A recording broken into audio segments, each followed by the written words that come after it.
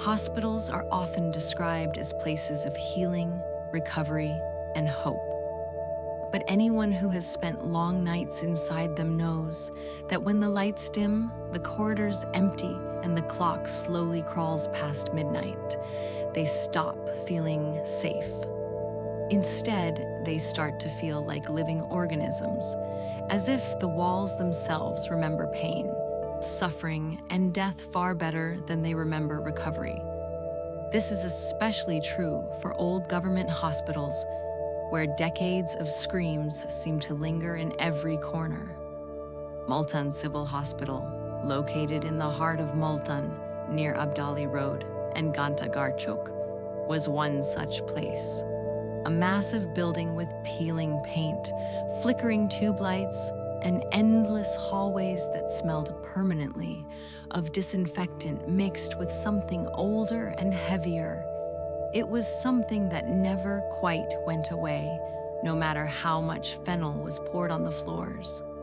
Among all the departments and wards of the hospital, there was one place that even doctors avoided mentioning openly, a place that cleaners skipped during their rounds, and a place that security guards were warned about on their very first day.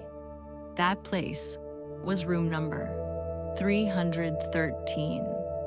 Imran had been working as a night security guard at Multan Civil Hospital for almost 9 years. In all that time, he had seen things most people would never believe. Patients talking to people who weren't there, relatives crying in empty corridors at odd hours, and bodies being wheeled out quietly before sunrise. But Imran was not the kind of man who believed in ghost stories easily, because his life had taught him that hunger, unpaid bills, and family responsibilities were far scarier than any supernatural tale. Imran was 42 years old, with tired eyes, a slightly bent posture, and a heart weighed down by years of standing guard while the world slept. Every night, he followed the same routine, checking the main entrance, making rounds of the emergency ward, then sitting on his wooden chair near the stairwell with a thermos of barely brewed tea, watching the wall clock crawl slowly toward morning. There was only one instruction that had been given to him very clearly by the senior guard on his first night, an instruction that was never written anywhere, but was passed down quietly from one guard to another like an unspoken rule. And that instruction was simple and absolute. Never go near room number 313, especially after midnight. The room was located at the far end of the third-floor corridor in a section of the hospital that had been partially shut down years ago. Officially, the reason was structural damage and outdated wiring. But everyone who worked there knew the truth. The real reason went back to a fire that had occurred 7 years earlier.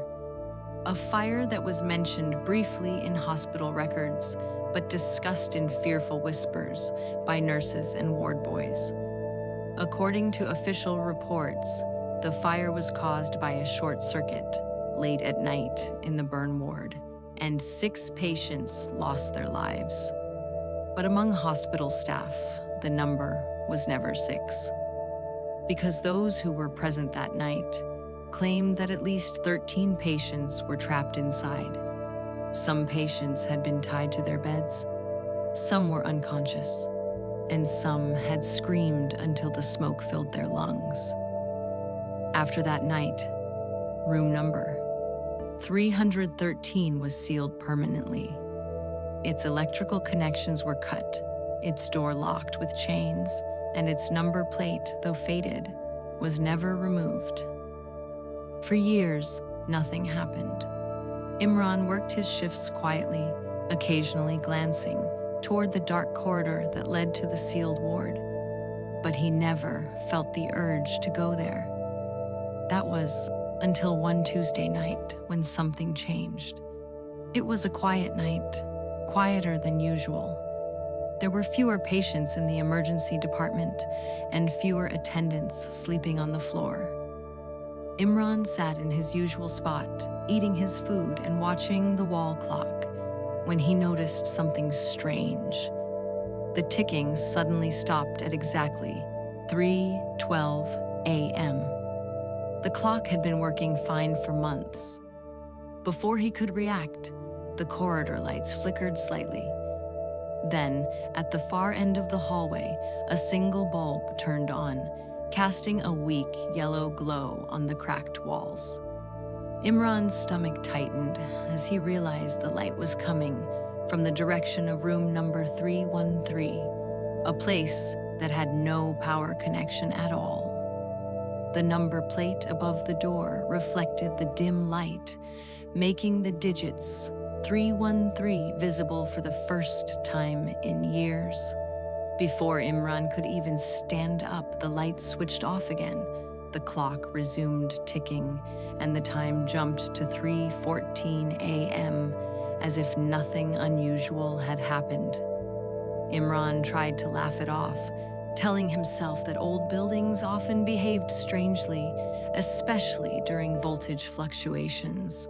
But when he inhaled, his breath caught in his throat because the air carried a smell that did not belong there. A thick, nauseating odor that reminded him of burnt meat and melted plastic. A smell that instantly made his eyes water. The next night, the same thing happened again. This time, Imran could not pretend it was a coincidence. At exactly 3:13 a.m., the light flickered on once more. Along with it came a sound that made his hands tremble. A low, broken crying that echoed faintly through the corridor. Then came the unmistakable ringing of a hospital emergency bell, slow and uneven, as if someone was too weak to press it properly. Imran tried to contact the control room using his radio, but there was only static. He stood up and took a few cautious steps toward the corridor. That's when he noticed them. Dark marks on the sealed door.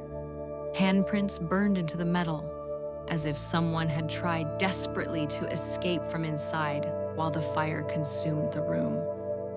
The next morning, unable to keep his fear to himself any longer, Imran approached Shabana Bibi, an elderly nurse who had worked at the hospital for over 30 years. The moment he mentioned room number 313, her face went pale, and she grabbed his arm tightly. Whispering, she told him that if he valued his life, he should never go near that room after 3:13 a.m. She explained that the fire had not simply killed those patients. It had trapped them in that exact moment in time, forcing them to relive their final suffering every single night. And anyone who entered the room during that hour became part of it, unable to leave. Imran wanted to believe it was just an old woman's superstition, but deep inside, a sense of dread had already taken root. On the third night, as the clock once again approached 3:13 a.m., he found himself standing involuntarily, his feet carrying him toward the corridor despite his mind screaming for him to stop. At exactly 3:13 a.m., the light turned on. This time, the chains on the door of room number 313 hung loose, swaying slightly as if someone had touched them moments earlier. When Imran stepped inside, the sight before him made his blood run cold, not because it looked immediately frightening, but because it looked wrong in a way his mind could not understand at first. The room looked normal at a glance. Clean white beds stood in neat rows, their sheets perfectly tucked, as if a nurse had just finished rounds. Pale curtains hung silently, barely moving, even though the air felt heavy and disturbed. Medical equipment stood where it should be, monitors dark but intact, metal trays neatly arranged, as if time itself had paused mid-routine and forgotten to move forward. For a brief moment, Imran wondered if he had imagined everything. Then he looked closer. Lying on the beds were patients who should not have existed anymore. Their bodies were charred black, burned so badly that their skin had split open like overcooked meat, cracked and peeling away in places to reveal dark, raw flesh beneath. Some had fingers melted together. Some had faces so damaged that their expressions were frozen somewhere between screaming and begging. Their eyes were hollow, sunken deep into burned sockets, yet somehow still aware, still watching. Bandages wrapped around their bodies were soaked through, not with fresh blood, but with a mixture of dried blood, ash, and something darker that clung to the fabric like oil. Small embers glowed faintly within the cracks of their skin, as if the fire had never truly gone out. Then the smell hit him fully. The stench of burning flesh mixed with melted plastic and chemicals, so strong that it coated the back of his throat. Imran's head spun, his stomach lurched, and he had to grab the side of a bed to stop himself from collapsing onto the floor. That was when one of the patients moved. Slowly, painfully, the man turned his head toward Imran. The sound of it made Imran's skin crawl. A wet, cracking noise, like burnt skin tearing apart. The patient's lips trembled as they pulled themselves into something resembling speech, and in a broken, whispering voice filled with agony, he said that he was in unbearable pain and needed the bell to be pressed, his voice stretching the word please into something that sounded more like a dying breath than a request. The emergency bell beside the bed began to ring on its own. Imran stumbled backward, his legs barely supporting him, his heartbeat pounding so loudly it drowned out his own thoughts. His eyes moved desperately around the room, searching for an exit, for anything familiar, and that was when he noticed the empty bed. One bed had no patient. At the foot of it hung a security uniform. His uniform? The same worn fabric with a stitched name across the chest. The same badge he wore every night. His mind broke open in that moment. Memories rushed back violently. Memories he had somehow buried. Collapsing during duty a week earlier, calling for help over the radio, waiting, watching the ceiling lights blur as no doctor arrived in time, never walking out of the hospital that morning, never going home. When Imran looked down at his hands, he screamed. They were becoming transparent. The skin thinned until he could see bone beneath. Then dark burn marks began crawling up his arms like living things. The pain hit him all at once, sharp and unbearable, as flames erupted across his body without heat, without light, only agony.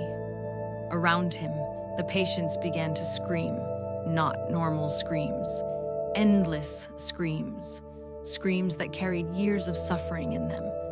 The walls ignited, flames climbing upward, blackening the ceiling as smoke filled the room. The door slammed shut behind him with violent force.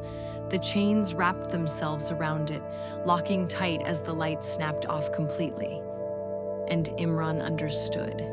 He was never meant to leave. The next morning, new guards noticed nothing unusual, except a faint smell of smoke lingering near the sealed ward.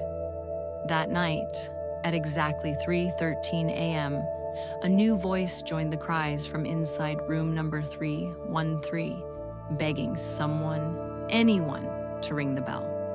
And if you ever find yourself walking through Malton Civil Hospital late at night, and you see a light flicker at the end of a dark corridor at exactly 3:13 a.m., remember this story. Never open room number 313.